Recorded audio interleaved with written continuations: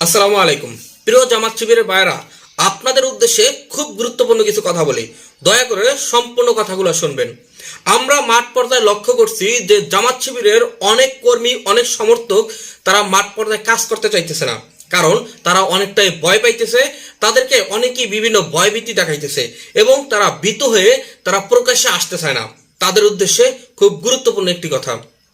কোন এক দার্শনিক বলেছিল যে কবরস্থানে এমনও অনেক ব্যক্তির কবর দেখেছি যারা মৃত্যুর ভয়ে যুদ্ধে যেত না, কিন্তু তারা কি মৃত্যুবরণ না করে পারছে?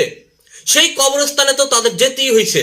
তো আপনারা মৃত্যুবরণ না করে পারবেন না।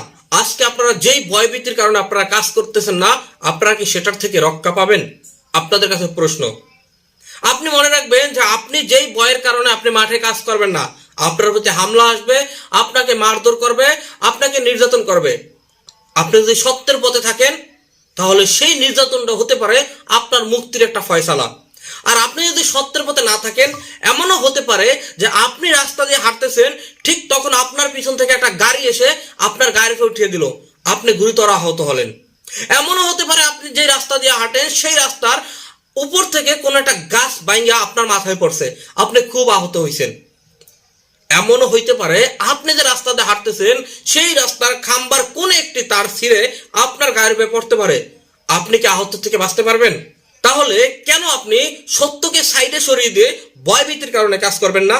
আসুন আমরা সকলেই এই ভয়ভীতি অবসান ঘটিয়ে আমরা মাঠ পর্যায়ে কাজ করি, আমরা মুক্তির জন্য কাজ করি, আমরা স্বাধীনের জন্য কাজ করি, আমরা ভালো থাকার জন্য কাজ করি, আমরা নিরাপদ থাকার জন্য কাজ করি।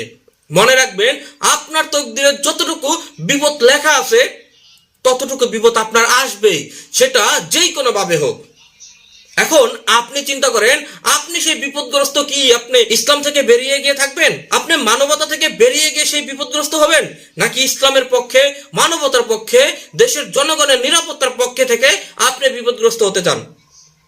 তাই কোনো ভয়ভীতি না দেখে, কোনো ভয়ভীত না হয়ে চলুন আমরা একসাথে আমাদের লক্ষ্য বাস্তবায়ন করার জন্য আমরা কাজ করি।